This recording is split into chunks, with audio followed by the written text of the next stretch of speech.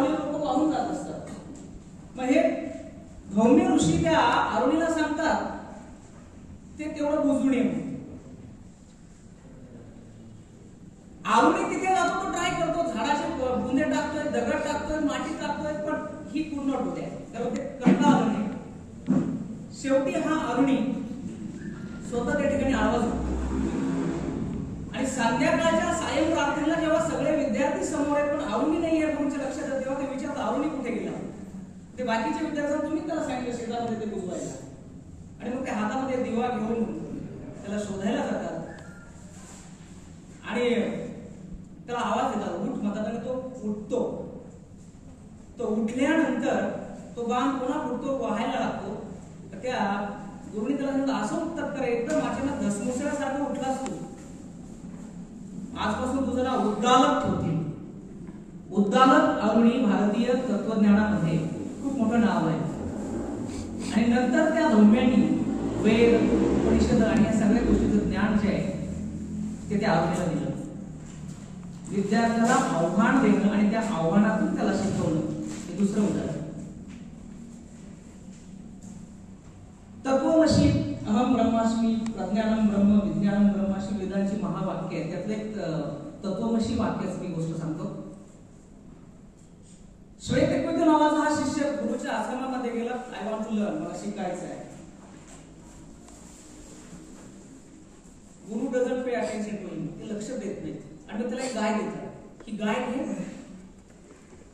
आणि ह्या गायच्या 1,00,000 गाय होतील ना तेव्हा परत ये. तो शिष्य डिनाय करत नाही, तो ती गाय घेऊन जातो. आपण काय म्हटलं असतं दुसरा गुरु, दुसरा क्लास, दुसरी शाळा. आणि कालांतराने जेव्हा तो 1,00,000 गायी घेऊन पुन्हा आश्रमात आला तर हे ऋषी त्याला म्हणतायत तत्वमसी श्वेतकेतू, तू तूच आहेस. You don't need any knowledge, any teaching, any learning. जो एका गायीच्या 1,00,000 गाय बनू शकतो त्याला फिजिकल वर्ल्ड मधलं काय शिकवायचंय.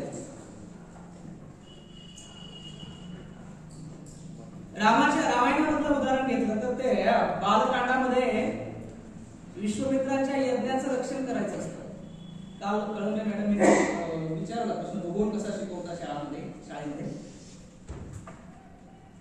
शरयू नदीच्या बियॉन्ड त्या बाजूला गेल्यानंतर त्यांनी यशोदा अत्यंत घनदाट जंगल आहे, प्रचंड मोठे वृक्ष, रस्ता पण नाही जायला. त्यावेळेला रामाने प्रश्न विचारला की कुठलं जंगल आहे, एवढं निबिड अरण्य आहे, एवढी शांतता इथे, व्हाय दिस इज. त्यावेळेला त्या विश्वामित्रांनी रामाला इंद्र आणि वृत्रासुराच्या युद्धापासून टिल दॅट डे, त्या तारखेपर्यंतची सगळी कहाणी जी आहे ती सांगितली. This is the teaching of history. Okay. त्यानंतर संध्याकाळी जेव्हा ते आश्रमामध्ये बसायचे, आभाळ मोकळं असायचं, तर ती गॅलेक्सी कुठली आहे, तो तारका समूह कुठला आहे, तो तारा कुठला आहे, अरुंधतीचा तारा कोणता आहे, भरद्वाज कुठला आहे, राहू कुठे, शनी कुठे, शुक्र कुठे, कुठली चांदणीला काय म्हणायचं, याचं डिटेल नॉलेज त्या उघड्या आभाळाखाली विश्वामित्रांनी रामाला दिले. But after asking the question, Bhagavad Gita असं सांगते, तद्विधी प्रणिप्रातेन परिप्रश्नेन सेवया. You have to ask question. Asking the right question to a right person at the right time.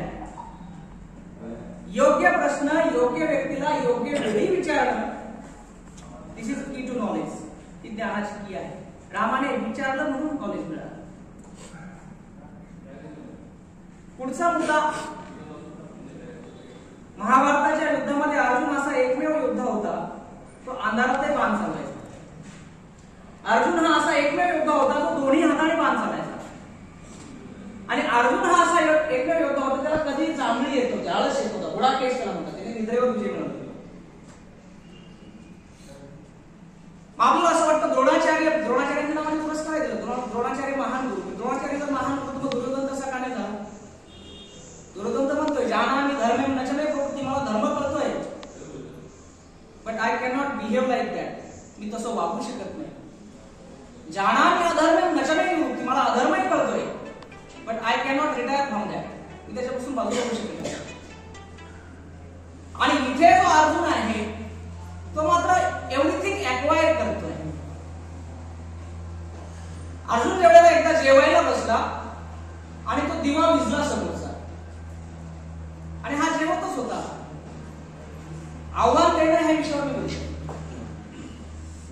त्यानंतर त्याला असं कळलं, अरे जर दिवा विझलाय तरी माझा हात बरोबर तोंडातच जातोय, मग असं नाही होऊ शकत की अंधार असला तरी माझा हात बरोबर माझ्या टार्गेटवर जाईल. तिथून त्याने सराव करायला सुरुवात केली. Okay, so let me conclude this. Aruni, Buddha, Arjun, Ram एवढी कॅरेक्टर. आणि आता मी मध्ययुगीन इतिहासावर आलो, तुम्ही पळून जा तात्या टोपे वगैरे झाशी राणीपर्यंत. जो अरे सिंपल उदाहरण देतो. वेदांचा जो अर्थ आम्हासाठी ठावा इतरांनी पाहावा भारमाता. कोणत्या युनिव्हर्सिटीत शिकले तुकोबा? वेद अनंत मूल्य अर्थ इतकाची साधू. वेद विस्तृत आहे, हिस्ट्री विस्तृत आहे, but crux of that is that देवाचं नाव. म्हणजे अख्ख्या तत्वज्ञानाचं सार एका वाक्यात सांगणारे तुकोबा कुठल्या विद्यापीठात शिकले? घुगे सरांनी या मार्गदर्शिकेमध्ये एक वाक्य वापरलेलं आहे की निसर्गाच्या सानिध्यात जातो शिक्षक, जास्तीत जास्त निसर्गाच्या सानिध्यात जातो तो विद्यार्थ्यांच्या जास्तीत जास्त जवळ जाऊ शकतो.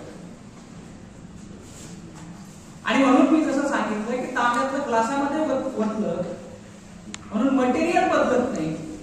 न्यू एज्युकेशन पॉलिसी म्हणून ज्याचा आता गौरव होतोय, बारीक जर विचार केला 1833च्या पूर्वी जे मेकॅलेचे मिनिट्स आले त्या मेकॅलेच्या मिनिट्स मध्ये कन्क्लुडिंग पॅरेग्राफ मध्ये त्याने असं लिहून ठेवलं होतं की मी भारताच्या उत्तरेपासून रामेश्वरम पर्यंतच्या प्रत्येक गावात गेलो. इथे प्रत्येक गावामध्ये प्रत्येक मंदिराच्या शेजारी एक शाळा आहे. त्या शाळेमध्ये कुठलीही फी न घेता विद्यार्थ्यांना शिक्षण दिलं जातं आणि त्यांना शिक्षण देणारे लोक गावातल्या सगळ्या जाती धर्माचे आहेत. आणि ज्याला वेळ मिळेल तो त्यांना शिकवतोय. जो फर्स्ट क्लास इंजिनियर असेल तो without any fee, without any cost त्या मुलांना शिकवतोय. जो फर्स्ट क्लास सुतार आहे तो त्यांना शिकवतोय. जो मॅथमॅटिशियन आहे तो त्यांना शिकवतोय. Until and unless we destroy this education system, जोपर्यंत आपण ही भारताची समृद्ध शिक्षण पद्धती उद्ध्वस्त करत नाही तोपर्यंत आपण या देशावर राज्य करू शकत नाही. आणि आफ्टर दॅट 1836 फिल्ट्रेशन थिअरी, झिरपता सिद्धांत आणि दॅट विल बी फिल्टर, ते खाली झिरपत जाईल, पाजरत जाईल. आणि भारत स्वतंत्र झाल्यानंतर दुर्दैवाने 70 वर्षापर्यंत तीच एज्युकेशन सिस्टीम, तेच कायदे, तोच फ्रेमवर्क आपण फॉलो करत आलो. म्हणून जे कालपर्यंत आपण शिकवतो गुरुजींनी त्याला शिकवायचं आणि मुलांनी शिकायचं.